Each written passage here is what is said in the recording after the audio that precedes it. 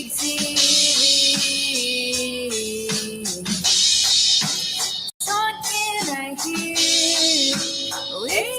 Welcome to Grow Big TV. Laughing out loud. But I'm still learning. You're on Grow Big TV. On Grow Big TV.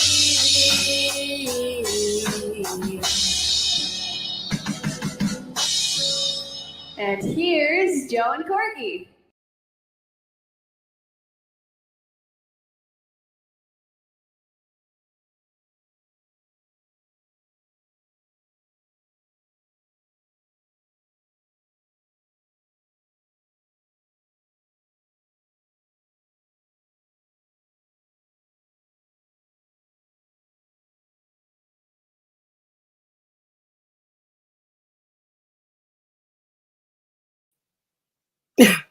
Hey guys, thanks for coming in and thanks for hanging out with us this evening. It's just me here, all alone. I'm all alone in the Grow Big TV world. So let me turn on some light here. Holy moly, it was in the dark. All right, so thank you all for coming in. Thanks for hanging out tonight. And Joe is at work, so he's been working very, very hard. And so he can't come tonight. That's okay, right? You still have me. And so tonight is Thursday members night. So I want to thank you guys for being members to Grow Big TV. I'm going to go over the list. And by the way, Jersey Twister is not on that list, but she is a member of Grow Big TV. So thank you so much for participating. The first one I have on my list is Marshmallow Man. I have Green Granny, who is Denise. Thank you so much. Cosmic Cultivators, Mrs. Cosmic Cultivators. Thank you for supporting me, Grow Big TV, and being great friends. Wanda Moses, thank you so much. Jennifer Ocean Homestead, Riverdale Gardens, Simply Jan, Ginger Ninja, Serena, and Camp Fatten Family Compound. So thank you so much for being members of our channel. And I really, really cannot believe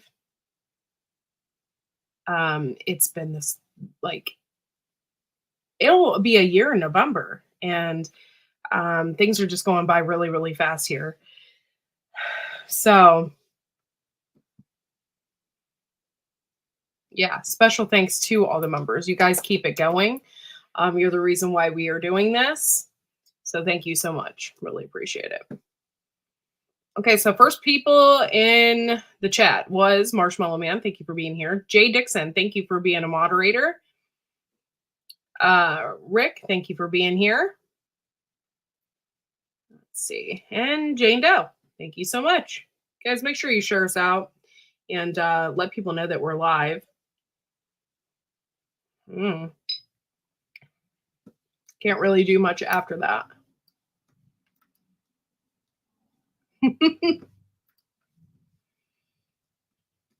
All right. So,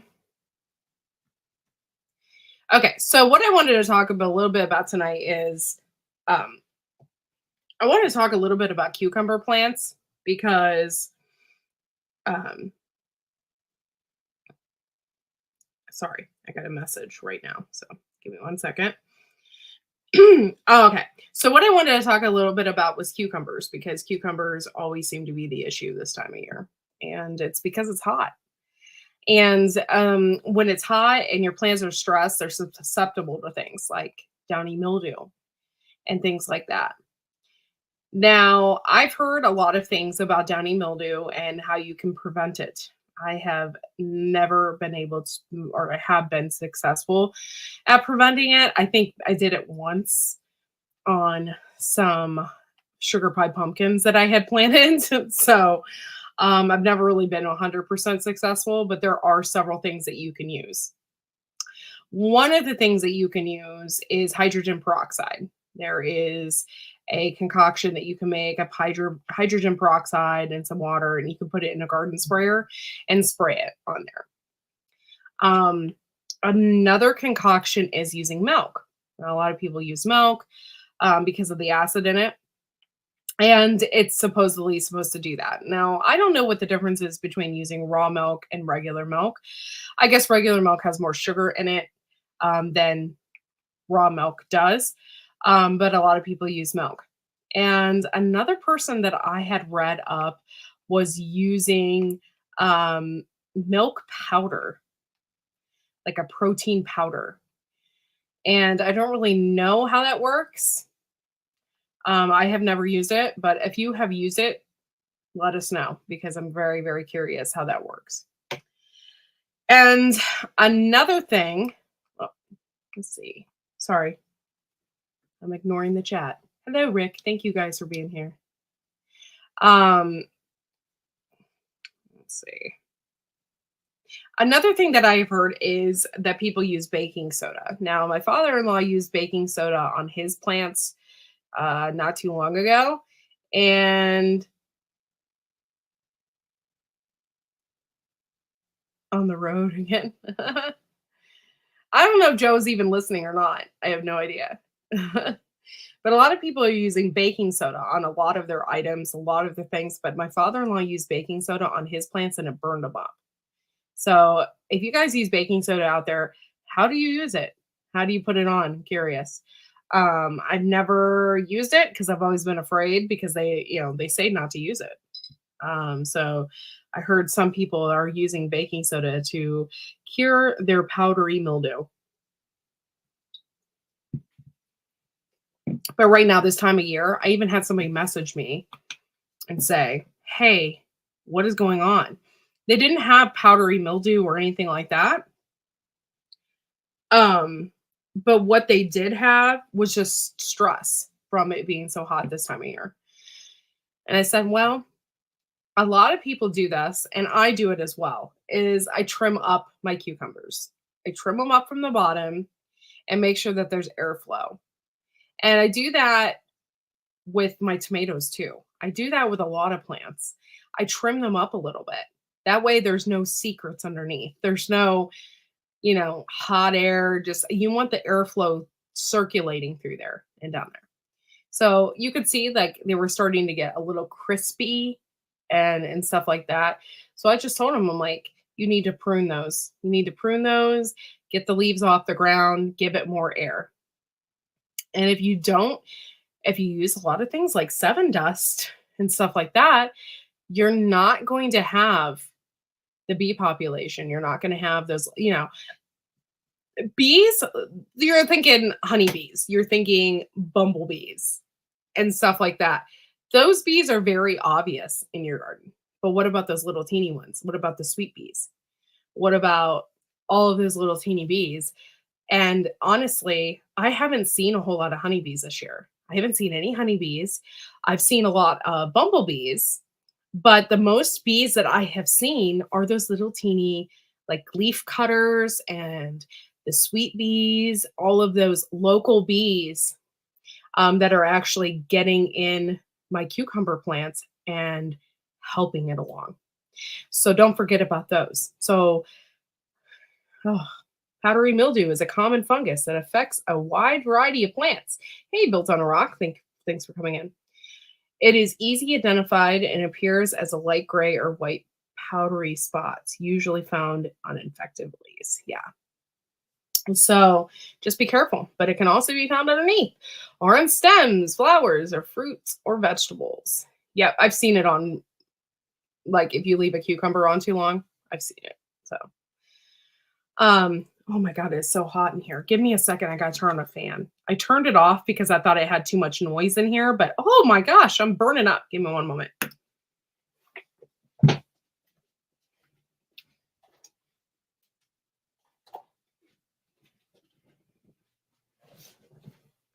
Hey, Jujubee, thank you for coming in and hanging out tonight. So those are just some things that I just thought I'd let you know. Hello, thank you for coming in. It is a members only night, not a members only night, but it's a dedication of members. So thank you.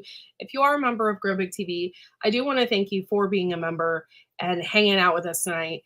And believing in us. So thank you so much for that. LP.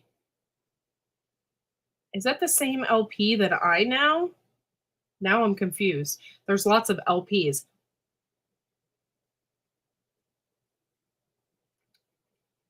Oh, thanks, Jay. I am actually kind of nervous tonight because I don't have anybody to bounce from. I'm a pretty talkative person, but if I don't have anybody to bounce with or talk to, it can be pretty irritating because I'm like moving on to the next thing now, moving on, so. Yeah, I wouldn't, okay. There's a lot of new gardeners out there, and I've seen a lot of new gardeners like prune the crap out of their cucumbers. They're like, all I have are these stems. Don't do that. Don't prune the crap out of them. Thank you for coming in, LP. Appreciate it. You don't have to do that. But if you see some stuff going on, clip it off. Do not leave it in your garden. I know it's very easy to do. If you're a lazy gardener, you just leave all of your crap in the aisleways. I'm guilty. I am so guilty. If it's infected, make sure that you are cleaning off your clippers and that you are. Oh, it is you, LP. Oh, you started posting content? I didn't know that. Okay, cool. Thank you for coming in. Appreciate you. So just make sure that you're cleaning off your clippers because viruses and that kind of thing can be spread on surfaces. And then also make sure that if it's infected, that you're taking that out of your garden and you're burning it or throwing it away because you don't want that in your compost pile or anything like that. What's up, Johnny Small Pepper? Thank you for coming on. Thank you. Thank you once again to all of our members. Jane, you just reminded me I didn't toss my sick tomato leaves. That's right. Yeah, it's so easy to just be a lazy gardener. I have a tomato virus going on right now, and I cut most of my leaves. And when I did that, it's not my heirlooms, believe it or not, but I cut them down and I just threw them on the ground for a moment while I was, cutting them up and pruning them. And then all of a sudden, I'm like, I need to pick all these up. So I picked them all up and threw them away. So just remember that so you don't spread things in your garden because that would really suck. And I'd hate to see somebody going through that right now.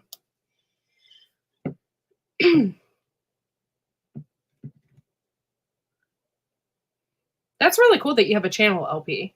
I'm going to have to check that out.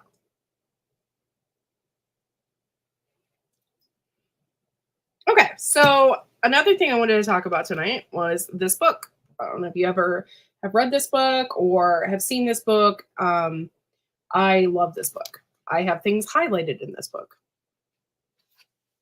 See my little highlighted marks. I absolutely love this book. It's one of my favorites, and it actually has helped me quite a bit. And I have learned from this book my garlic concoction that I make every year and spray everywhere. It really helps. So I've learned that from this book. If you take your chives, you can make a chive spray and spray that on your cucumbers because the cucumber bugs hate that. I learned that you can plant alyssum in with that. Did you guys know that alyssum is edible? Like, I didn't know that until I read this book. So if you get a chance, read it and figure it out. And so your companion plants are really important. Like this year, and now I have almost every year, I've planted basil next to my tomatoes. But you can also plant chamomile, which also helps with funguses and stuff like that.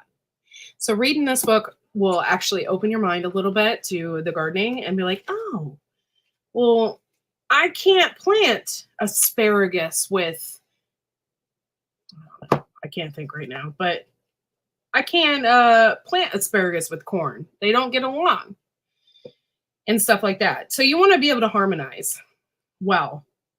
And this year, every year I plant my borage. I plant more borage, but every year I put my borage comes back, and we may have rotated in that bed, but I still have the same family in that bed as well. So the borage draws in the pollinators. By the way, it draws in the pollinators, and I still haven't seen that many bees this year. It's crazy. Absolutely crazy. So, okay. For instance, this one says that dill is a good companion to cabbage, improving its growth and health, and it does not do well with carrots. So don't plant your dill next to carrots. And it also gave me some good insight on drying my herbs. And another thing I've done, here's a good example, and it's in a book, so I can't really put it up there. But here's a really good example of drying your herbs. Now, I keep like brown paper bags or lunch sacks around. So you can do that and put your herbs in there and then hang them up that way. Right now, I have herbs hanging on my refrigerator like this with a clip, a magnet clip. So you can do it however you like. And I did chamomile this way. I have my feverfew this way, and they dry out in this bag.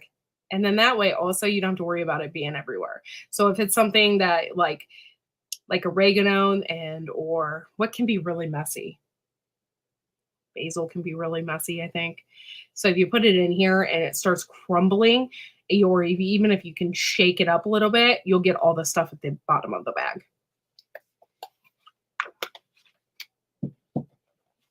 I picked an orange pumpkin.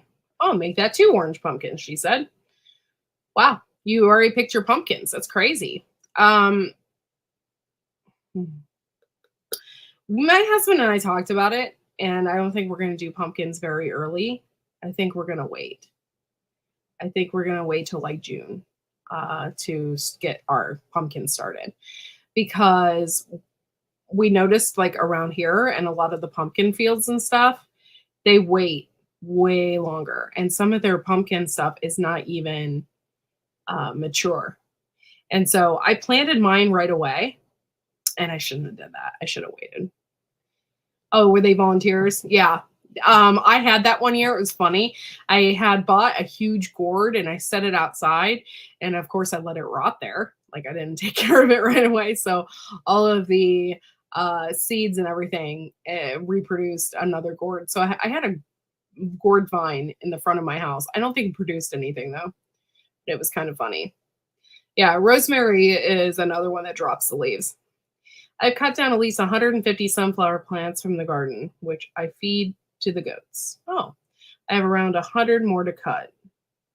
Didn't plant any sunflowers. They were all volunteers. Well, I can imagine, like, if you just let them sit out there and then they drop their seed. So I'm sure that you get a ton. That's cool. I love pumpkins, but I think this year I'm going to end up having to buy them from a local farm because of that reason. You guys, make sure that you are hitting the thumbs up and that you are participating in the chat and giving us a little feedback. Appreciate it. Hey, Kathleen, thank you for being a member and thank you for being here tonight. Really appreciate it.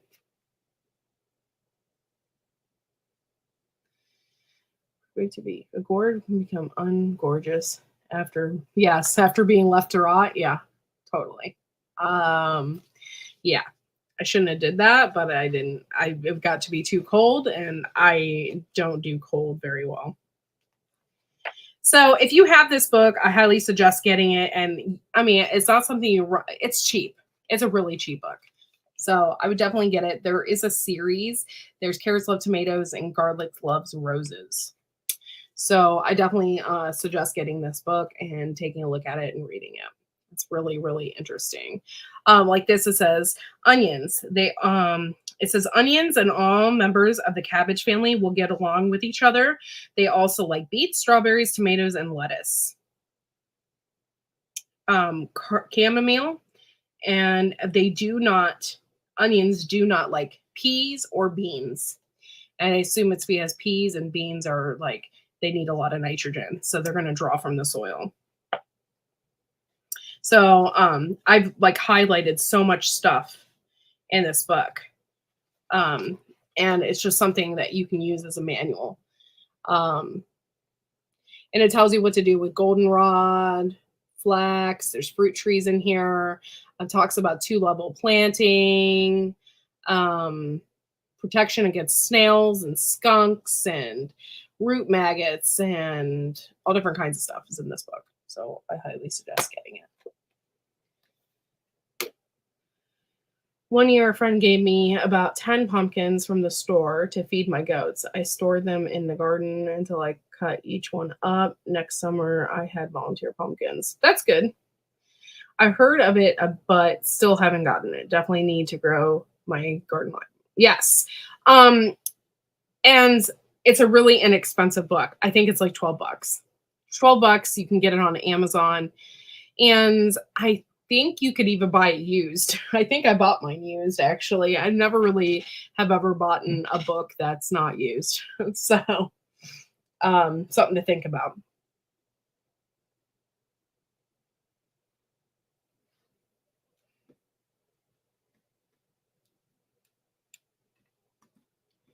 Okay, so our members. I'm going to go over that list again.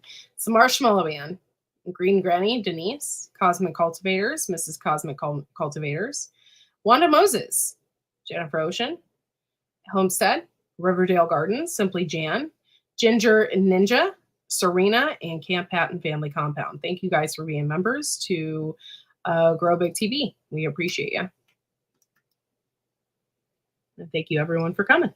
Carrots love tomato and roses love garlic. The secrets of companion planting. Yes. Now, don't just do it once. And if it doesn't work, like, oh, this book is, oh. No. You got to read the book. You got to continue to do it. And I've been doing it for at least a couple years now. And it has worked. I do a lot of companion gardening. The one thing I have been kind of afraid of, though, is planting chamomile in between my tomatoes.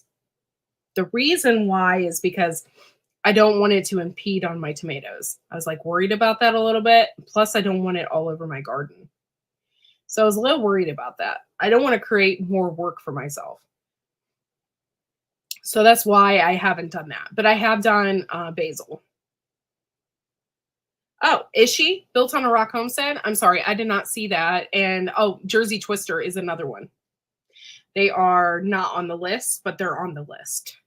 So I'm sorry about that. Thanks, Joe, for coming in, hanging out. So, okay. So in the community tab, I had posted a jar and some pictures of some wild lettuce. I had someone comment and ask me if that was the devil's lettuce. No. That made me laugh a little bit. And if it was the devil's lettuce, I'm not going to take pictures of it and put it on the community tab on Grow Big TV. No, it wasn't the devil's lettuce. I thought we could go over that a little bit and talk about a little bit of what I foraged. It's okay. I told them that you were working and you have a lot going on. What do you mean, Happy Mac? So I wanted to go over that with you a little bit and just talk about wild lettuce for a minute. Now let me pull that up.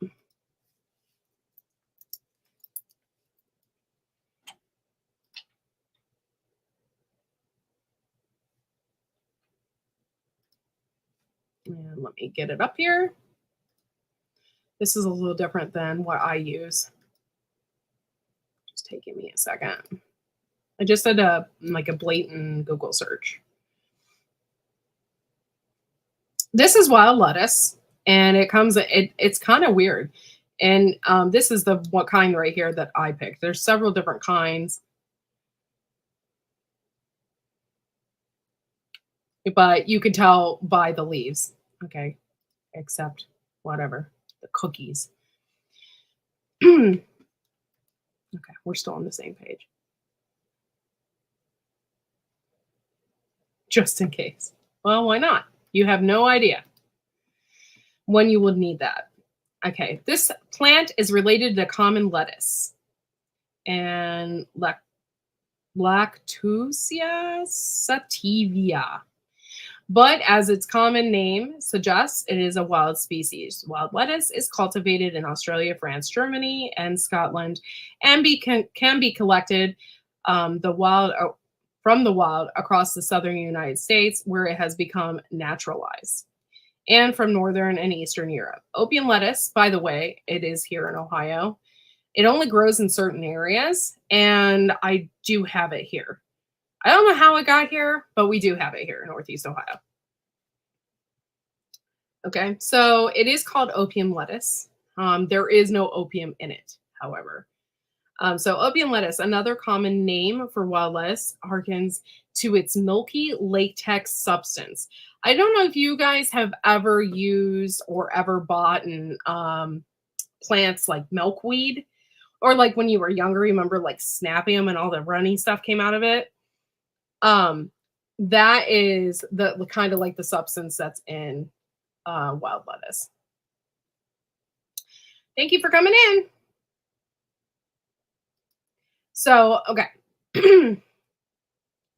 Wild lettuce harkens the milky latex substance that excludes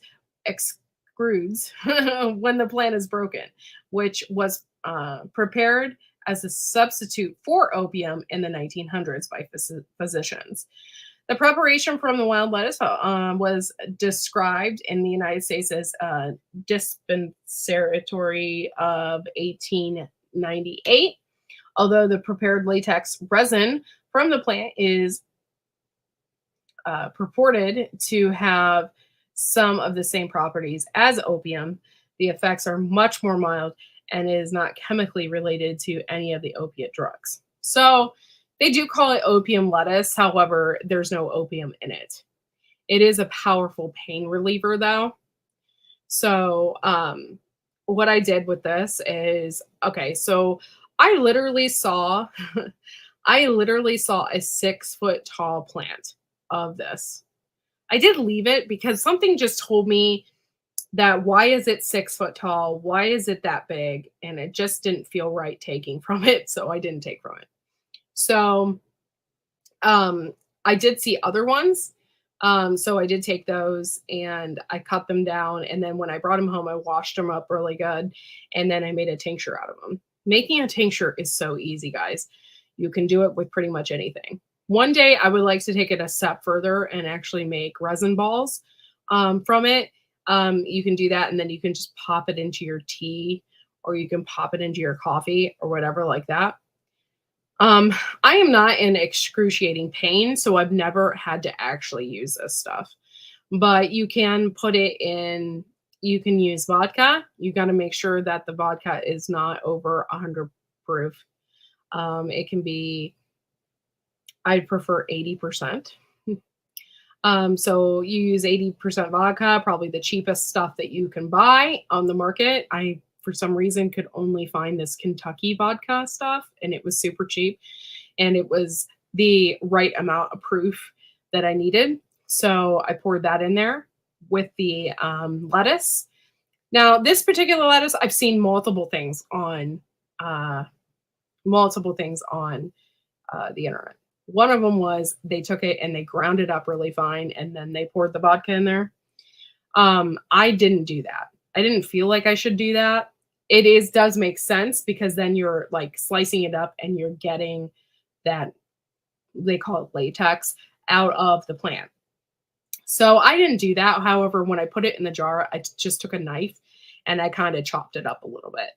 And put it, and then I poured the vodka in there. So now it's in the cupboard. It's in a cool, dark place, and it will be in a cool, dark place for about 6 to 8 weeks. For me, it'll probably be more like 8 weeks because I'll probably forget that it's even in there. Once it's out, once you have completely have this concoction, and it's been, for me, like 3 or 4 months later, like, because I forget about it. And you can pull it out, you can strain it, and then any of the liquid that's left over, you can put in a dropper bottle. And then that is how you make a tincture. And it's so easy, guys. It's so easy. A little prickly lettuce tar ball in your tea will certainly change your day. I'm sure it would. I'm sure it would. I have yet to use wild lettuce for any pain relief or anything like that. Haven't done it. However, Tammy was really, really sweet and gave us some ghost pipe tincture, which my husband, I have yet to use it. I haven't had to use it. I only want to use stuff like that if I'm in like so much pain, like I'm like just, or I don't feel good and I need like pain relief. I only want to use it for those instances. I don't want to just use it every day. So my husband used it and he said it took his back pain, his knee pain away, his knee. He actually feels like it's actually healing his knee. That is up to you guys. I am not a doctor, so that is completely up to you how you feel after taking it.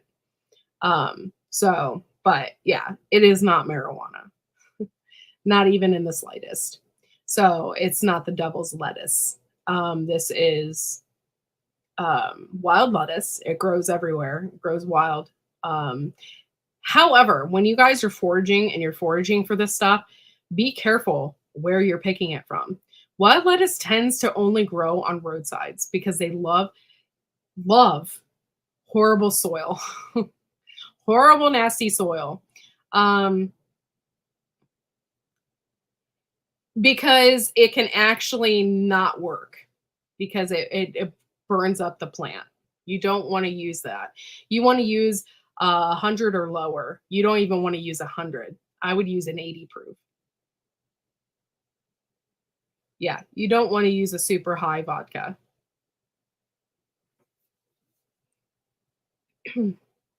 It can like mess up the properties of the plant matter, and because of the alcohol content is so high, so you want to use a lower proof. And I've been using 80 proof. So what's up, Ginger Ninja? Thank you for being a member of Grow Big TV. Appreciate it. So I have lots of tinctures. Lemon balm tincture. Lemon balm is really good for stress. I have lots of different types of tinctures. I do keep mine in the fridge. It's a cool, dark place. And sometimes like it's better cold. So I do keep some of mine in the fridge. I have a black currant tincture. I have a valerian root tincture. By the way, the valerian root tincture was very interesting to make. It was my first time ever making anything with the roots of a plant. And it was really interesting. So anyway, this is some information about wild lettuce. What is wild lettuce used for? It has been used historically to support nerves and promote a restful sleep. It is a bitter plant and therefore has some historical use supporting digestion, which is really cool, by the way. There is an island in, I think it's either in Michigan or Wisconsin. I think it's in Wisconsin, and they're known for their bitters. And so it is like bitters are really, really good for your stomach. You can also get bitters on Baker Creek, the website. They have bitters there, and you can like make your own tea and stuff like that. There we go. Thank you, Rebel. She just verified what I said. Thank you. But yeah, bitters are really good, and you can actually get the plant, grow it yourself, pick the leaves, make your own tea. And I rather make my own tea, and I'll tell you why, because you don't really know where most of that stuff is coming from. And so that kind of freaks me out a little bit. And so I have my own like things like you guys should have my own spearmint, I have some chocolate mint that makes some really great tea in the wintertime. I have chamomile. I have all those things, and I do my own blends and stuff like that. So, yeah, teas are really good for you, and especially herbal teas. But like I said, you just watch where they come from, and make sure that the plant, at least if you're growing it yourself, you know that it's not grown in a lead field or mercury field or with a bunch of feces or whatever, something that's going to make you sick. So there's that. Okay. Wild lettuce has been used historically to support nerves and promote restful sleep. I think I already said that. It is a bitter plant and therefore has some historical use for supporting digestion. The chemical constitutes found in continents. Wow, I can't read. Found in wild lettuce is a milky latex, and don't ask me to pronounce that. They have been studied for various properties relating to the central nervous system and pain centers in the brain. I think that is lactin, and one of the chemicals that is classified, and the research centers on the action and adenosine receptors.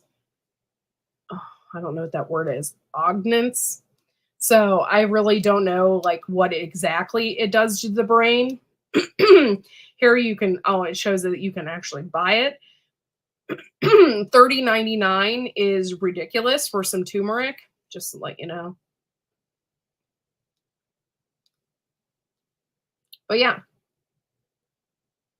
Ooh, there's some turkey tail. That's really good for you too. So this is like some really good information here. And yes, this is the kind right here that I was picking. And that really, really big one, it must have been there for quite some time. It was just ridiculous. Let's see. Does strawberry leaf though have like the taste of strawberries? I don't mind doing that, but if it doesn't taste like strawberries, I don't think I want to do it. I tried giving my injured dog some oregano mixed in with canned dog food. He wouldn't touch it. Well, oregano can be kind of potent too. So, oregano tincture. Now that's something. They say oregano is linked to possibly curing any type of stomach problems. Crohn's disease comes to mind.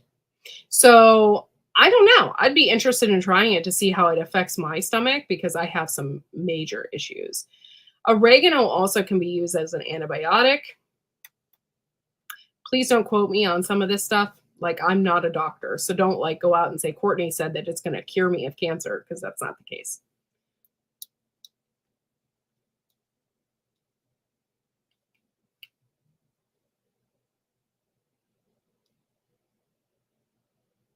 Oh, okay. Thanks, Jay, for saying that, because I'm curious. I was curious how that would taste.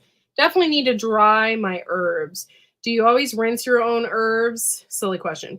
Yeah, I do. A lot of people don't. Some of them, like if you're doing roots and stuff, like sometimes it's good and it's good for your stomach to leave some of the dirt on there. I know that sounds really gross, but it's really good for your stomach to do that. But I always rinse mine because mentally I can't get over the fact that a bird could have crapped on it. And then here I am making, you know what I mean? Now I'm making a bird crap tincture. So I have a salad spinner. So what I do is I rinse it really good with cold water, put it in the salad spinner and spin it dry. And then I'll put it in my dehydrator. I will do that, or you can hang it up after that. However you see fit. But I can't get past the fact that maybe a bird crapped on it, and here I am making a tincture out of it. That doesn't feel right to me. I bought turmeric for dogs, waste of money. 2 different dogs spit it out. Now I just mix. Yeah, turmeric is another one, or turmeric, however you want to pronounce it, is another one that's super potent. And so if it's not mixed up right, I can see a dog not eating that. In fact, I don't even want to eat that. Like when I take turmeric pills, it seeps through the pills. It's hardcore stuff. So I don't blame your dogs for not wanting to eat it. And they have really like big time sniffers. So they probably like really can smell it.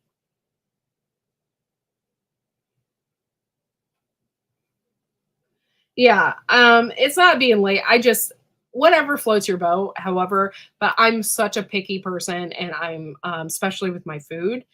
And not only am I picky with my food, but it just takes the slightest thing to gross me out. So if I just think that a bird crapped on that and I made some stuff, that's always going to bother me. So, um, so I just rinse it. I have a colander. I get put it in there, rinse it off really good, put it in my salad spinner, spin it dry, and then you can either hang it up in your house or put it in the dehydrator. That's what I do because I don't want to make a tincture out of bird poop. So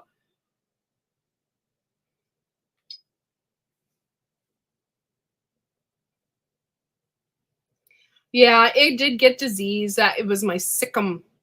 By the way, it comes from that. I think that particular cucumber comes from India, and they use it in foods like they fry it. They fry it up.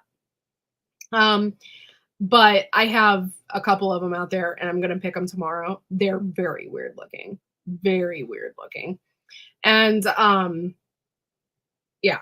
So if you guys have not seen that, check it out. I can't remember if I put it on this community tab or if it's on Wide Family Farms community tab.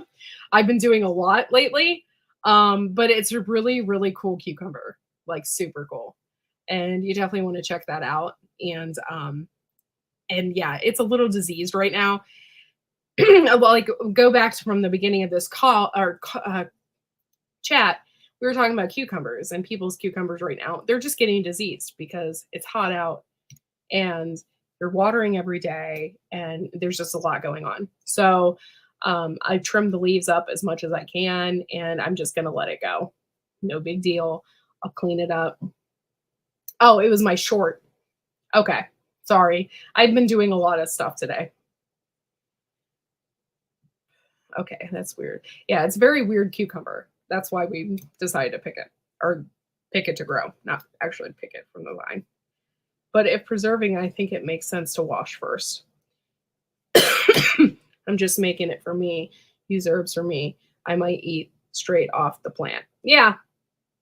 And I can do that with apples. I'll just wipe it on my jeans real quick before I take a bite or my pear. Just wipe it on my jeans real quick. Or even a tomato, you wipe it on your jeans real quick and take a bite. You know, that is fine. But for me, my herbs have been out there. I got herbs out the wazoo right now. And in my one herb bed, I had a rat. So I just make sure I clean up everything and make sure that it's kosher. What's up, Bear Truth? It's good to see you.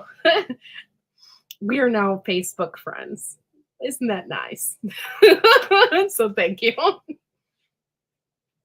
But yeah, just wash it first and whatever. And I do that with my oreganos too, my basil, because I do hand out a lot of my basil and oreganos. This year I have, by the way, that just reminded me that I had put my basil in the dehydrator and I need to check it. It's been a couple days. So I have a ton of basil that I just did. And then what I do then with my basil is I collect it, I have a Ninja like grinder and I put it all in there. I grind it up real fine. And then I have mason jars with fancy lids and I put that in my kitchen. And I sell a lot of my oregano with my tomatoes. I sell a lot of my basil with my tomatoes and stuff like that. And people really like that. My oregano isn't like a normal oregano. It's called spicy hot oregano. And it's not hot, but it's very spicy smelling and it smells like pizza. It is absolutely delicious. And so I can always use more of that. Like I just love smelling it. It's so delicious. So something to think about when you are doing your herbs. Okay, so I have this book. I wanted to talk about this, and we're already 45 minutes in. And I didn't know if I would have enough content to talk about for 45 minutes. Oh my gosh, it's Bushcraft Family! Hi! Thanks for coming in. Appreciate you. I also have this book. I don't know if you guys like foraging. I love foraging and looking at stuff. When I go on my hikes, I annoy my husband because I'm like, that's blah, blah, blah. And that's blah, blah. I love naming plants. I love it. And I was so enthused that I picked out yarrow. I was like, that's yarrow. And it's just growing here. I was so excited, So I don't know. I get excited. So anyway, if you don't have this book, I highly suggest this being in your library. This is called Backyard Medicine. You can get this at any Tractor Supply, and you can get it off of Amazon. This is a really good book. I have buckets and baskets and bowls full of cucumbers all over my kitchen area. Oh my gosh, I'm so jealous. Girl, you get out there and start making those pickles.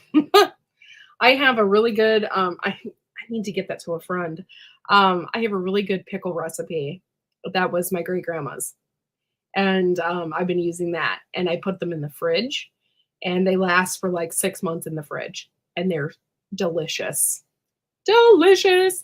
That's why I was kind of upset this year when my cucumbers were getting eaten by rodents. Because I was like, no, I need to have those pickles. It requires 1 onion per jar and 2 cloves of garlic in every jar. And those are the best pickles ever. And they stay crisp because they're in the refrigerator. They're just delicious. My husband, okay, when we did them last year, I threw them in a bag of breadcrumbs and put them in the air fryer and made my own fried pickles. And then I put ranch dressing on them. So freaking delicious. And then what else did I do? My husband eats them with everything, but there for a while, I was just eating them straight out of the jar. I was like, I'm going to have a jar of pickles tonight. They were so good. They were delicious. Okay. So, oh, here we go. This is a really good book. Here is an example of the pages and what everything looks like. This talks about comfrey. And I have comfrey in the front of my food forest. So there's just lots of things that it talks about in here. Chickweed, which I just found out that if you make a chickweed tincture, it can help you lose weight. It's also good for skin inflammation and stuff like that. I just learned that. So I have tons of chickweed. I'm constantly pulling it out of my garden because it's just a weed. It grows everywhere. And since I don't spray my garden, I can use that chickweed, shove it in a mason jar, put that vodka on it, and make a chickweed tincture for a weight loss remedy. The comfrey is really good too. And I didn't want to touch it. I'm a firm believer, if you just planted something, I don't touch it for a couple years until I see that it is big enough for me to use it or spread it somewhere else. So, and I also for especially specifically with my basil and oregano, I never take too much. I always leave a little bit behind. That way I know I always have it. And that is the same thing when I am out and I'm looking at things with the wild lettuce. I always leave, totally didn't pick that 6-foot tall one. Leave it there. There are some things that just, you don't want to take too much of. And so I left a lot of it there and I just took my share. And that was it. So that's how I feel. And I got comfrey out there. It's spread all over. It's really big. And I just want to leave it there for the next year. And then once I do that, and if I feel it's super established, I'm going to split that up and put it underneath all of my apple trees and stuff in my food forest.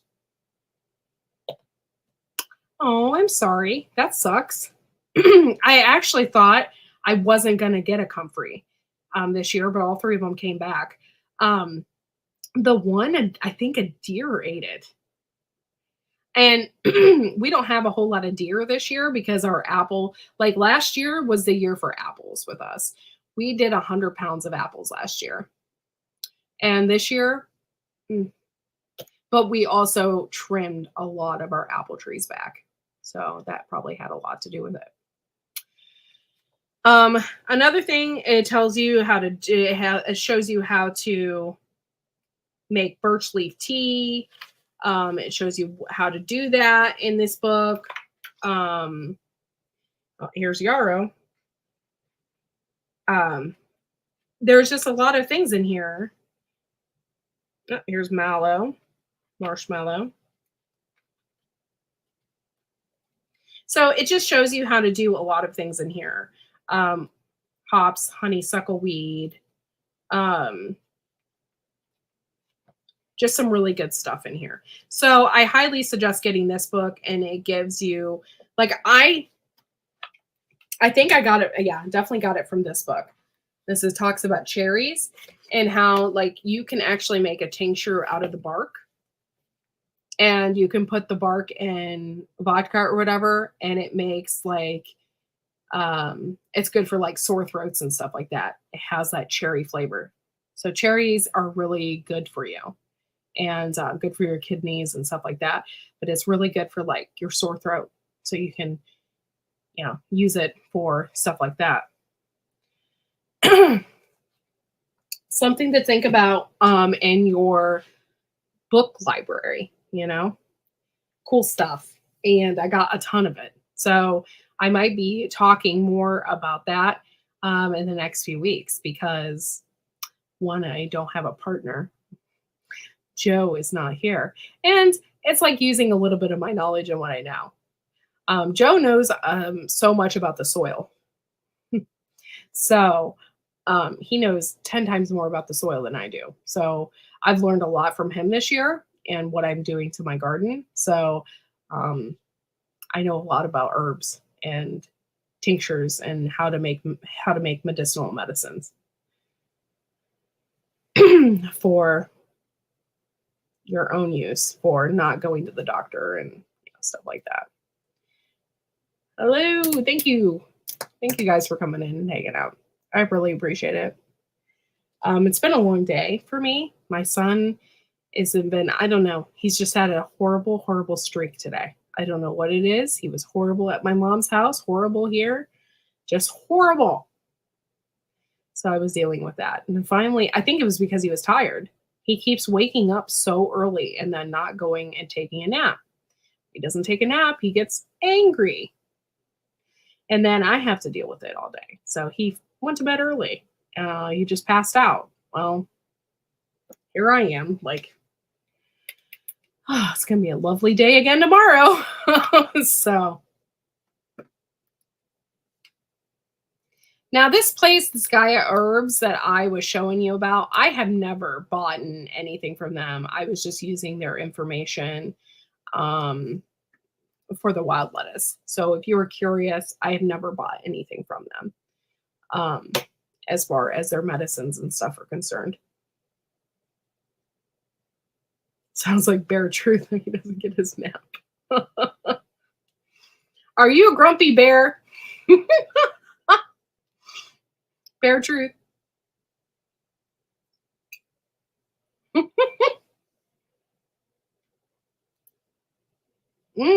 That's a good one. Oh my God, I have so many though. I love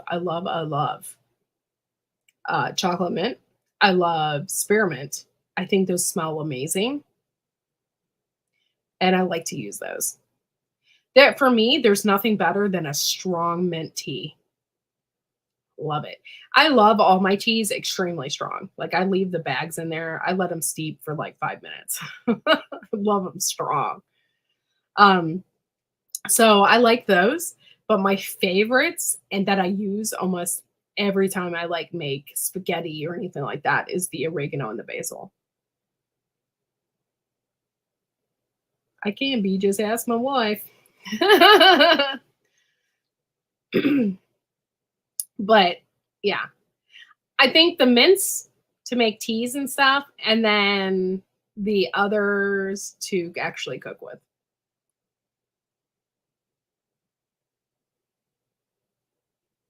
It is good. I gave you some of it, didn't I, Rebel? I thought I did, but I can't remember. And I don't know if I gave it to you or if I sent it to you. When you harvest chamomile, can you harvest it after the petals fall off? No. Well, I mean, I wouldn't, because after that point, it's getting ready to go to seed. The thing is with chamomile, and it's kind of a pain in the ass, is you literally have to go out there every day, and if you see new growth, pick it off. Because if you don't pick those off and start picking those off, it'll go to seed, and then it's no good to you. So you literally have to go out there when you see new flowers and just pop them off and put them in your bag. Oh, okay. I couldn't remember if I gave it to you or just sent it to you, but it's delicious. Yes, I do too. And yeah, oregano. I actually have horehound, and this last bout when I was really super sick, I actually smoked some horehound. Um, so that because I just had horrible lung issues. I was like coughing. But it's good, but it only works for like 20 minutes. I was like, I was using it and inhaling it, and it only worked for like 20 minutes, and then I was right back to coughing again. So I finally ended up having to go to urgent care and got an inhaler and some antibiotics because I was really sick. Yeah, I like herbs that have multiple uses too. Oregano is one of them. And oregano, basil, all of those ones you can smoke those. First year growing and I'm failing to harvest. It's okay. If it's your first year growing, you're okay. You live and you learn it. The important thing is going back and keep doing it. You know how many times I've failed at stuff? Like so many times. And every year you learn something different. Every year is new. So don't beat yourself up about it. No, you don't harvest the petals once they fall back. You harvest the flower. You pull it off. You could probably just pick it off with your thumb and just grab as many as you can and put it in a bag. Hey, Simply Jam, thank you for coming in. My injured Great Pyrenees asked to go out in the middle of the night. Then he wants to go on a long walk. I'm in the boonies. Glad it's finally dry out so I can leave him out tonight. Oh, yeah, I have a whole bed of horehound here, and I use it. And when things were going down, during COVID and whatever, I did whatever I could to save horehound, and I got a bunch of it. I made infusions with honey, so I made a lot of horehound honey to put in our teas and stuff like that to help us in case we did get some kind of lung infection or something. However, we never got COVID. We never got it. I have been sick more now than I ever was during the pandemic. I was never sick during the pandemic. It was crazy. Sometimes, no matter how good of a gardener you are, you just have a bad season. Yeah, there's a lot of factors there, guys. Like the weather is one of them. Like you can't predict the weather. You cannot predict like for me, you can't predict like what's going to come in your garden and eat all your vegetables. I had a pack rat issue this year, so I still do.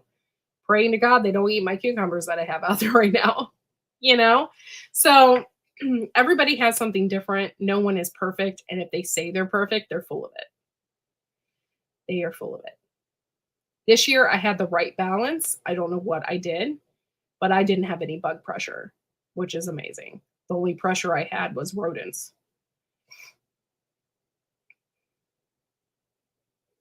Yeah, the bees do love horehound. My horehound, I let it go to seed.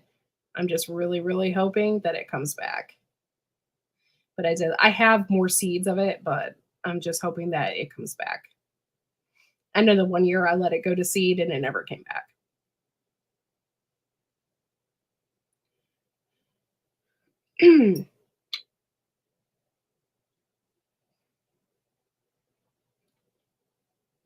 Yeah, you want to harvest because if you don't, once the flowers burn out and they're done, it's going to go to seed.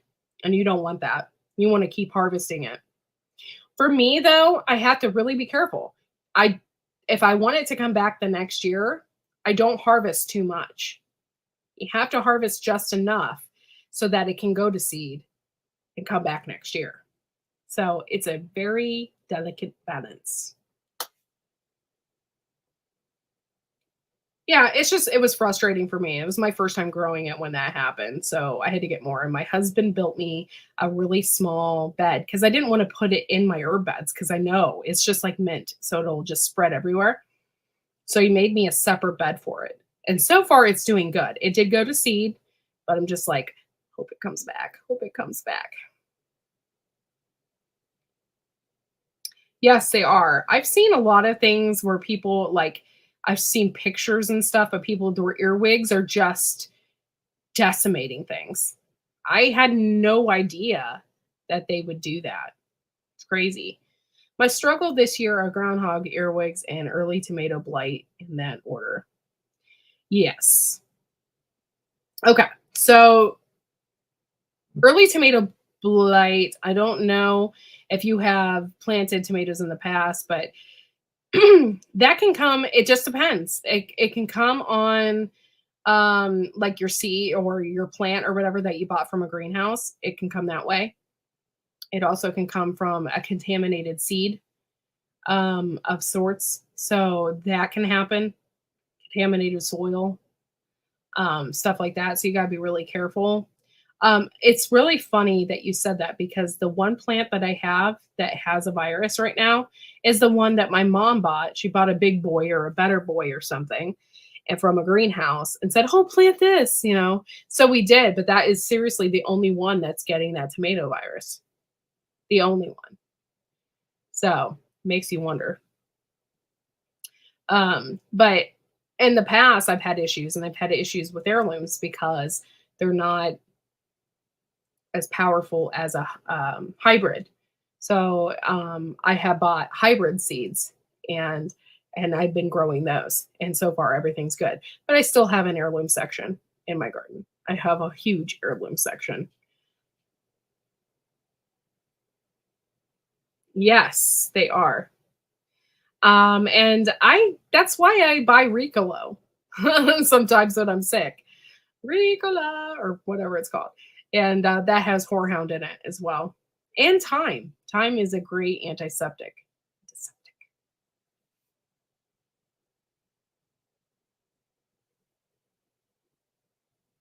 Okay, so do you guys have any questions for me or any questions at all regarding herbs, making tinctures, um, anything like that?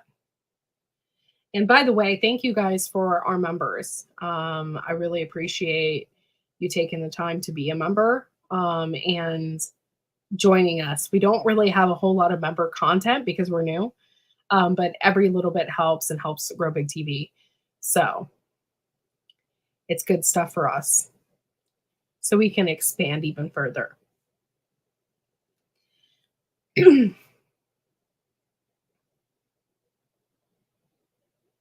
So, any questions at all regarding, ooh, what's that? White horehound, flowering plant in mint family. Yes, it is.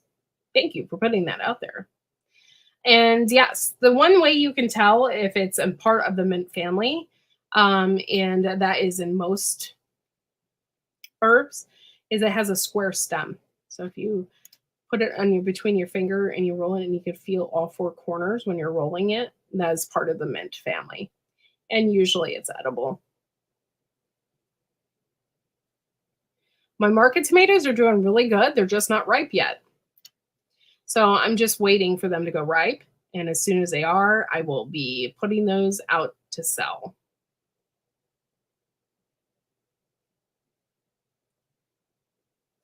Any tips for people who wish to grow or market for farmers markets? Okay, So I would pick your, okay, first tip is I would pick your most popular vegetables, not ones that you like. Ones you see in the store. What are popular? What's popular? So tomatoes, popular. Okay. So what kind of people like when they go to a farmer's market? They want those big beefsteak tomatoes, right? So that is one I would get. And I wouldn't buy an heirloom because heirlooms can be really fickle and they can get those cracks and stuff in them. And people in general will look right past that. They're like, I don't want a cracked tomato, or I don't want one that looks like crap, which most heirlooms do. It's not about what it looks like with an heirloom, it's about what it tastes like. That's what people like. So, with a market garden, you'd probably want to get a hybrid because it protects against certain things, viruses and stuff. So, you'll want to get a bunch of them and you want to get those started and you want to treat them like a little baby. And then you can put those out in your garden. And then those are the ones that would be dedicated to sell. And you can do that with lots of vegetables.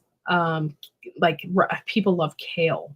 They love kale, right? They're always, especially people at farmers markets, they want to put that kale in their shakes and all of that. So that's another one. If you can get it to the farmers market and do that, you just have to really know your market. You have to know what is going to sell. And I wouldn't advise, like, for us, we did a huge risk by putting out purple potted beans. People had never seen those before, especially, the farmers markets I've been going to. They're like, whoa, what are those? I'm like, I had to sell them. They're really good, guys. I promise you. They're just purple, but they turn green when you cook them. They're really good. So I was selling those for $4 for 2 pounds, and I sold out. People loved them. So that's something that you could take a risk on. But yeah, if you're going to do beans, you want to do something that looks like a regular green bean so you can sell more of it. Because if it looks weird or if it looks odd, people are like, oh, that's weird. And then they just walk on by. They don't want anything to do with it. And I wish that more people were interested in heirlooms because I would have a ton of them to sell. And maybe my farmer stand here with my neighbors and stuff. Like I could probably sell that because they know a lot of people around here are tomato people. So they'd be like, yeah, I want that, or they look for a specific one, like a Cherokee purple or something like that. But for the most part, you want to get something that is popular. That is my one tip for a farmer's market. What was the other one? What was the other question? Any tips for people who wish to grow farmer's market okay. So yeah, that was it. And if you can buy your seeds cheap, do that too, because you're going to have to factor in those seeds. I look on, like, I go to Johnny's, for instance, I go to Johnny Seeds, right? And I look on there and first thing I check is their clearance bin. What do they have on clearance? What does that tomato look like? Can I make that work? That's what I do. And I'll sell a bunch of that. I had just regular tomatoes last year. They were indeterminate, or I can't remember if they're determinate or indeterminate. I can't remember. They're the kind that dies. So right after they're done, they die. So I had a bunch of those and I got a bunch of those tomatoes and I sold them because they looked like your regular store-bought tomato. So, but people really do like the big ones. They like the big slicers. So if you can get them as big as you can and whatever, sell them for $2 a pound. And if you sell them for $2 a pound and the one tomato weighs a pound, boy, oh boy, you are in luck. You did good. So something to think about.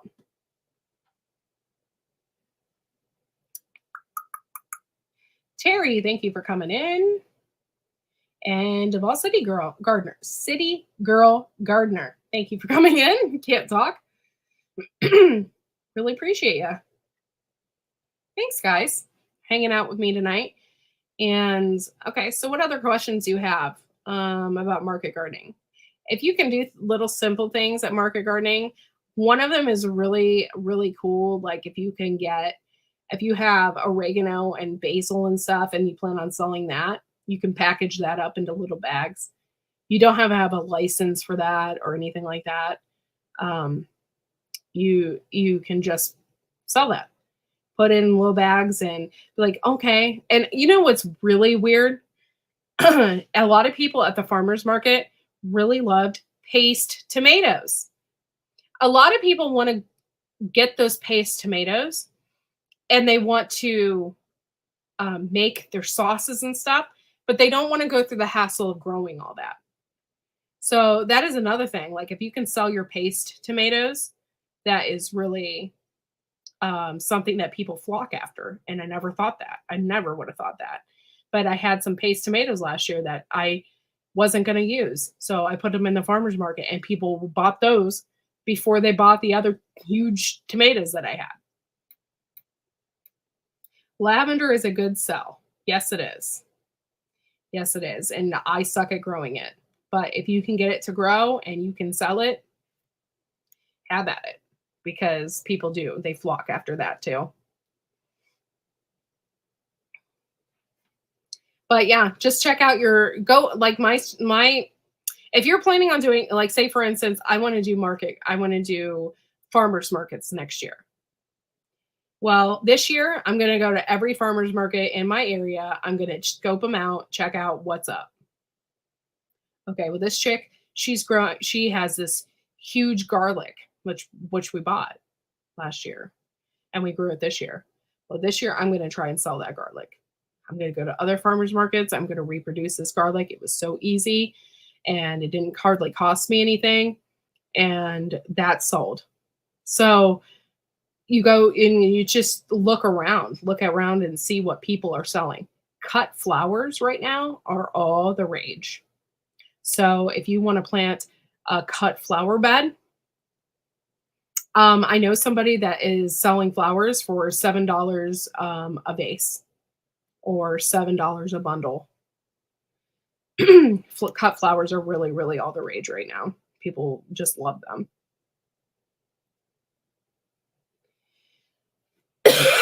Sorry. We go to farmer markets and those to can or jam. Yeah. And I wasn't even thinking about that because I grow everything and I can it myself. I wasn't thinking about what canners like. Duh. So like any of those paste tomatoes, if you grow Romas or whatever, grow them just for your farmers. For me, I didn't grow the paste tomatoes this year. I have like 40 jars of tomato sauce and tomato juice and marinara and all that stuff in my basement.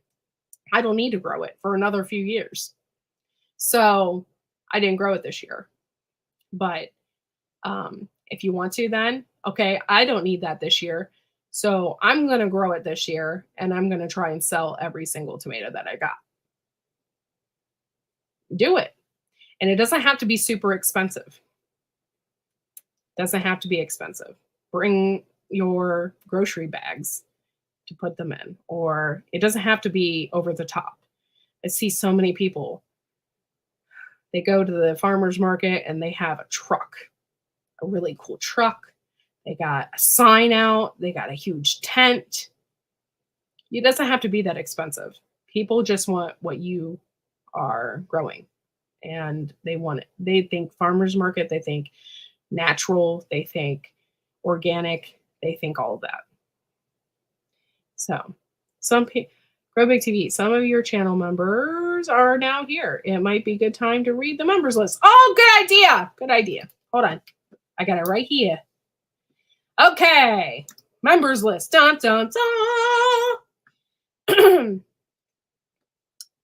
Marshmallow Man, Denise, Cosmic Cultivators, Mrs. Cosmic Cultivators, Wanda Moses, Jennifer Ocean Homestead, Riverdale Gardens, Simply Jan, Ginger Ninja, Serena, which she's not here tonight, which is really weird, and Camp Patton Family Compound. Also, Built on a Rock Homestead, and Jersey Twister. So thank you guys for being members of Grow Big TV.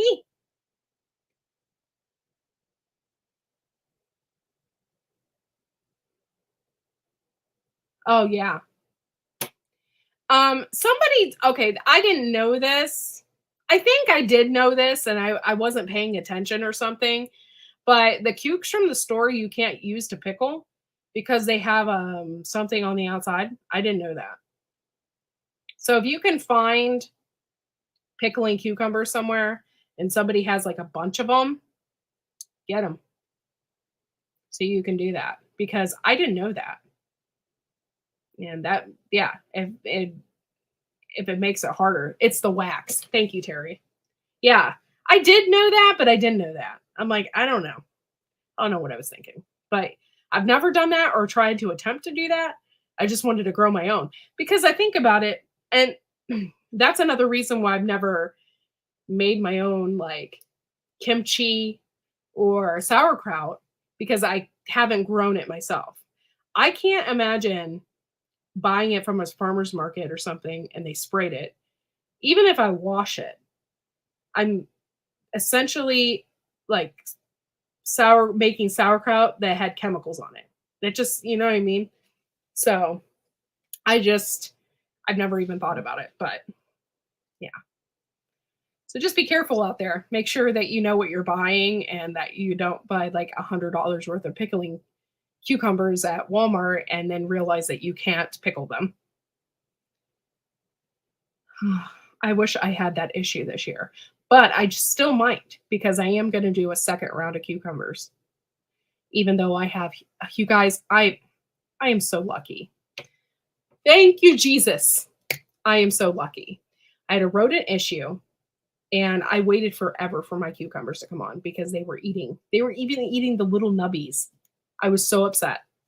So my husband got as many traps as he could and stuff like that. And we tried to get rid of as many rats as we possibly could. And this year I have beautiful cucumbers out there. This is one of them. I don't know if you can see that.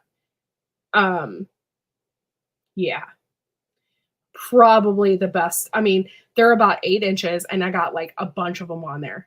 So it just rained yesterday. So I was going to possibly pick them tomorrow and then plant my other row of cucumbers. But you guys, I cried. Actually, it put me in a bad funk. All those cucumbers doing that, and I'm ripping my vines and stuff down. I was like, I'm not going to have any cucumbers this year. I was pissed. I even went to a farmer's market and bought some cucumbers so I could eat them. Like, I was so angry. And so to have those on there, I was like, oh, thank you, God. I got some. But the year's not over. I still have some. I got some cucumbers that I'm going to plant. I'm actually going to plant them in between my peppers. So I did some research. Tomatoes love carrots. Need this book. And peppers and cucumbers are great companion plants. They like each other. So I'm going to plant the cucumbers down the middle of the row on the peppers. I am also going to be fertilizing them. I know fertilizer, but I'm still working on my garden beds, you guys. I'm still working on that. So it's not really a fertilizer, I guess. I have worm castings, so I'm going to put that down the middle as well. So hopefully I get some banging cucumbers. And one of them, or a couple of them, are Armenian cucumbers, which I've never been successful at growing. So let's see how that's going to work. Grammy Karen, love you. Thank you for coming in. There is a produce stand in the area that buys produce from Walmart with food stamps. Oh, God, I hate that because you don't know where it's coming from. I don't like that at all. Don't do that. Oh, it's horrible. Plus, it's illegal. Don't do that. My first attempt at growing cucumbers this year failed. Plants died. This week, rain killed. Oh, I'm sorry. I'm sorry. It's hard when you have a bunch of rain. And when you have a bunch of rain, you get insect issues because you can't properly take care of your garden because it's raining. and you can't put any organic stuff on it or sprays. So it's just frustrating. But this year, I have everything to thank to biochar. I put that in my beds. I put worm castings in there. Um, you know, I put all different kinds of stuff in there this year. And the biochar is just, I'm really chalking it up to that as to why I don't have the bug pressure. It's the soil. The soil is really doing a fantastic job. And I got to feed the microbes. I got to keep doing that. If I get some spoiled milk, you got to cut it 50-50. Okay. So get some spoiled milk, put it in your water, and then cut it with water, and then dump that in your beds and to feed the microbes. It'll work. Yeah, I'm just now getting them. Yeah, Built on a Rock said hers did horrible, but I'm just now getting mine. So, it's been a year as far as that's concerned. I'm like, oh no, what am I going to do? And for 2 weeks, I was just so upset. I was really upset about it because it's my favorite vegetable. And I think tomato growers can get the same way. Like, if something's attacking their tomatoes because they taste so good to them. I don't like them, but they taste so good to them. Cucumbers taste good to me. So, Yes. And Mike, I try to stay away from the stinky stuff because the reason is as I had a rodents problem. I had raccoons that came in and they even ate my rose bush. I watered everything with fish emulsion. It was so stinky. And they came down and they pulled out almost every tomato that I had one year. And then not only that, they ate my rose bush down to a nub. How do you do that? And it had thorns on it. I was like, really? I'm sorry about that. Is it a blight problem or is it just not, they're just not growing?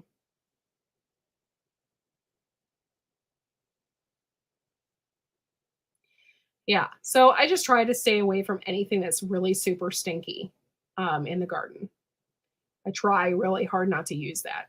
So far, the worm castings are amazing.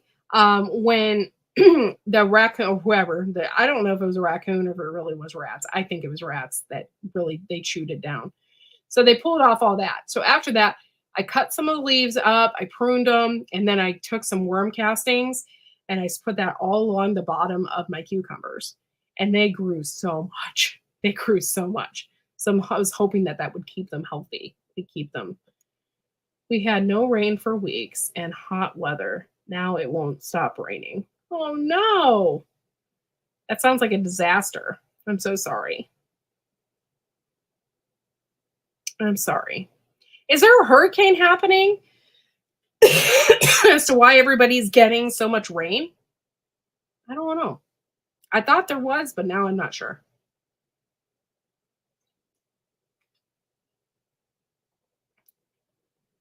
Mosquitoes are bad here. I live in a swamp.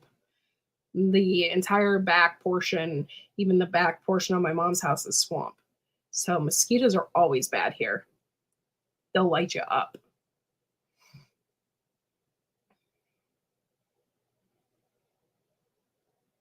Uh-huh. Did you guys have any other questions for me or any questions about plants or any issues you've been having? I had rain daily until this week. Oh, that stinks. We haven't had that much rain. And when they say it's going to rain, it never rains. It like is spotty. It's weird. But it did rain the other day and I was actually grateful for that because I was like, my plants really need it. They really do. And when it does rain, it seems as if like things like zucchini and stuff, they grow overnight. It's like, oh, I got a full-on zucchini out here, you know? Last year I was pulling so many and selling so many zucchinis. That's another thing you can do market garden with is zucchinis. There was a woman I was talking to and she gives her dog a zucchini every day. So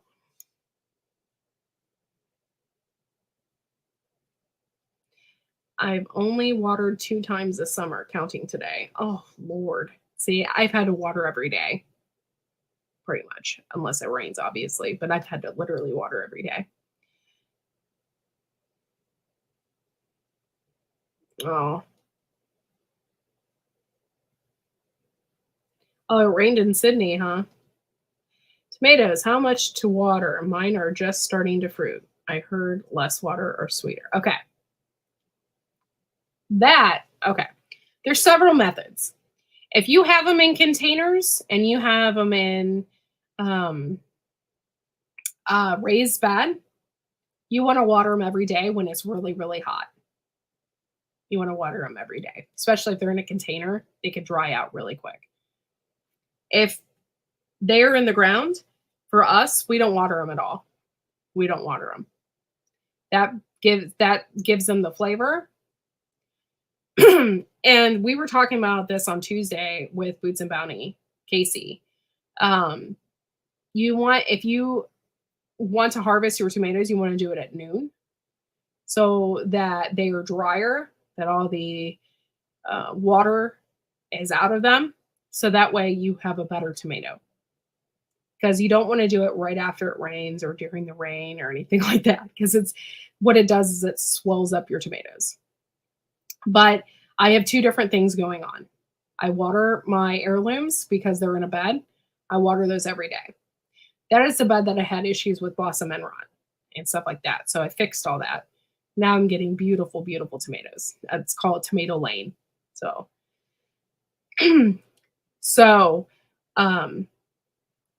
I water that pretty much every day, unless it's today. Then I totally forgot. Not that I forgot. I just was busy. So I'll probably do it tomorrow morning. But then, and the ones in the ground, I do a dry method and I don't water those because they're in the ground. There should be water there for them and everything should be okay. I would only water them if they look sad, and they have never looked sad. Yes, I do have blue suede shoes out there. They're just not ripe. That's another issue we're having, is because it's so hot, the tomatoes aren't ripening. It's taking forever. I tasted champagne bubbles that Luke from My Gardener told me to grow, and I didn't like it. So no champagne bubbles. And I grew Sweetheart cherry tomatoes, and I tried that because those are starting to come on and those are starting to get some color. I do have a Black Beauty. Hold on, I'll show you. I got a picture. This is one of my Black Beauties right here. Turn it sideways, turn it like this. It's probably better. And that's not ready because it's still kind of pale on the one side. But that is going to be the first one that is ready to go. What's up, Wicca Shia? What's going on, dude? Good to see you. I haven't seen you in forever. Yeah, the blue suede shoes, it's one of my husband's favorites. And what he wants to do is he wants to get more seeds. He wants to get more seeds. He wants to sell the seeds because he just loves it. It's one of his favorites. Yeah, I couldn't believe it. And that's what most of my tomatoes, Happy Mac, that's what they look like. But they're green. So it's just not ripe. But that was one of the first ones that were ripe. I thought I maybe have pictures here. I don't know if you can tell here, but this is, ooh, hold on. Hold up. Oh, it still need a little bit of light so you can see it. This is Tomato Lane. I don't know if you guys can see that, but that's Tomato Lane. And my tomatoes are doing really excellent. And then I have my market ones are doing great. They're just huge. I thought I'd maybe have a picture of those, but I might not have it so accessible. I got my very first watermelon out there. I'm just hoping and praying something doesn't eat it before I get to it. These are what my tomatoes look like, my market tomatoes. Why is it doing that? Oh, yeah, I gotta get past the threshold. Those are what my market ones look like, but they're just not ripe yet. So hopefully they will be ripe here before too long, and it won't stress me out for the month of August. What is your rival? What's going on? Oh, I don't know about that. I don't know if you're talking about me, but I don't know about that. I just try my best. I don't think I'm better than anybody else. I just take a lot of pride in it.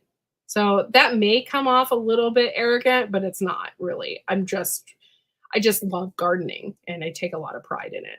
So, yeah. Oh, I got 3 or 4 candy roasters. Actually, I had planted 2 plants and it was humongous and it's taking over the garden. And it's went up and over the raspberry plants and is hanging there. So I think some of my chickens are gonna get it. They're gonna eat them.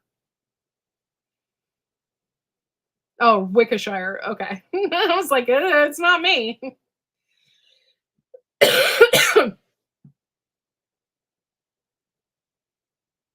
No, I'm not gonna do that. Because one of these times when I rub it in somebody's face, then it's gonna come back. I'm like a firm believer in karma. So if I do that and rub it in somebody's face, then the next year I'm gonna have like a horrible garden or something. So I'm not gonna do that. I'm just gonna be humble and and I'll brag a little bit about, because I'm just surprised in myself, like the freaking watermelon I have out there. Never thought in a million years I'd get a watermelon, guys. And last year I grew one and the freaking bugs ate it. They like hollowed it out. So I still thought I had one. And then when I picked it up, it was like, oh, I was so upset. So this year I'm like babying that thing. I go out every day and I knock on it to see it. I'm like, hey, how you doing, bro? You just keep growing now. Bugs, yep, we got it hard with flea beetles and hornworms. Oh, I'm sorry. I've never had a hornworm. Court, we also have a few watermelons doing great out there. Very shocked as well. Yeah. Serena's joke. What did the fill in for Serena's joke? What did the George Michael say to the gardener? Rake me up before you ho ho. I'd like that. That's good. That is actually funny. Thank you, Rick. Yeah. The key, you guys, is putting that surround on from the very beginning, because all it's ever going to do is really just help your plants. So put your surround on right from the beginning. And then after a while, it's going to go over the threshold, because cucumber bugs and squash bugs, they only have a certain specific cycle. They only go for so long. Once you can get past that cycle, you are good. And we have gotten past it. We have sprayed and we have gotten past that cycle and like sprayed surround organic. And it's amazing out there.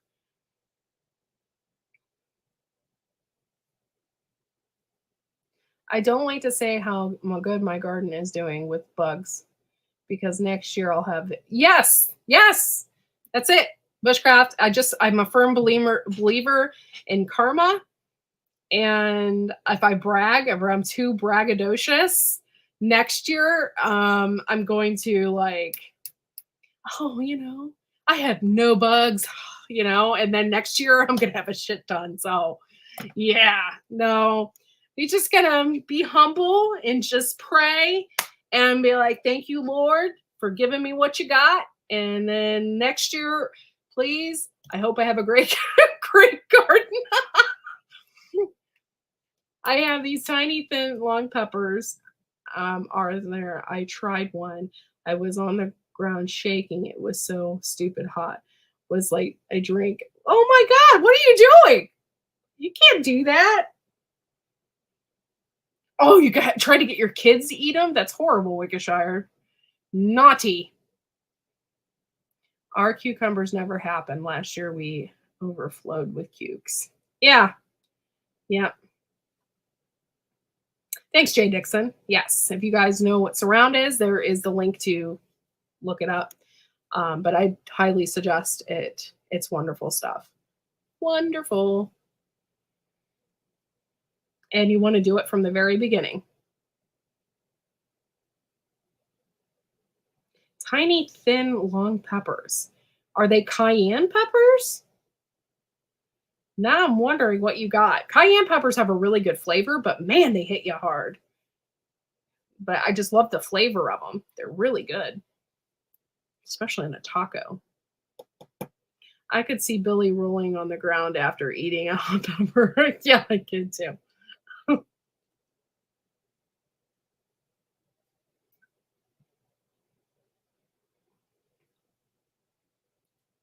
Okay, guys, what are we at? We're at hour 30 minutes. I didn't even think I would get this long. I thought after an hour, you guys are going to get sick of hearing me.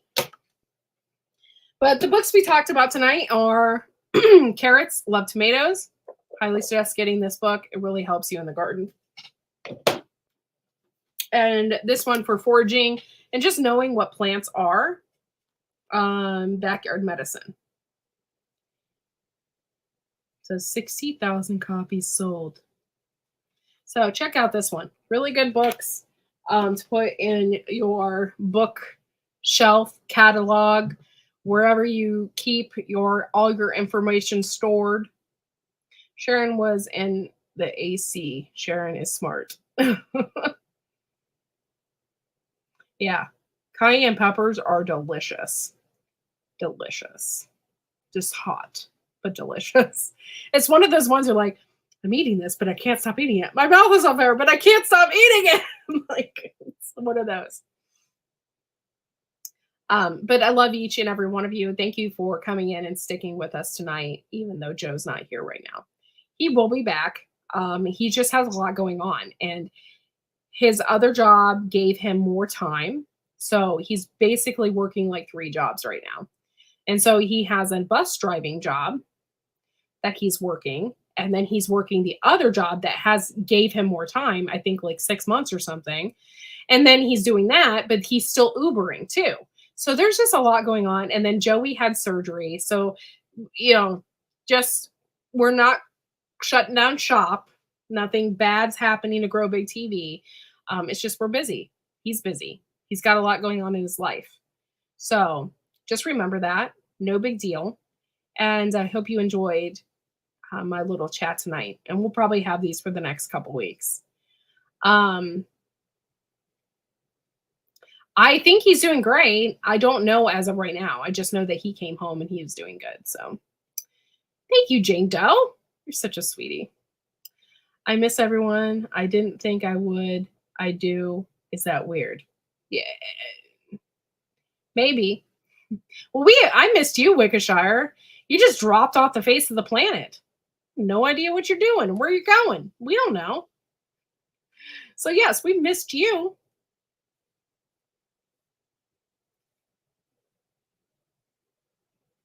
Yeah, he's off grid.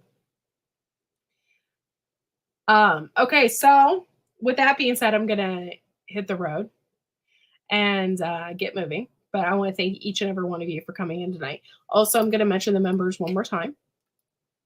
So the Marshmallow Man, we have Green Granny, Denise, Cosmic Cultivators, Mrs. Cosmic Cultivators, Wanda Moses, Jennifer Ocean Homestead, Riverdale Gardens, Simply Jan, Ginger Ninja, Serena, and Camp Patton Family Compound. Also, that are not on the list, but our members is Jersey Twister and Built on a Rock Homestead. So thank you guys for being members and hanging out with us tonight. It's all about the members, you guys. It's about people coming in and watching, but the members keep this place going. And the moderators. Thank God for moderators. But thank you guys. And I love each and every one of you. Thanks for coming in and listening to me talk about all the knowledge I have in my head. Much love. Grow big.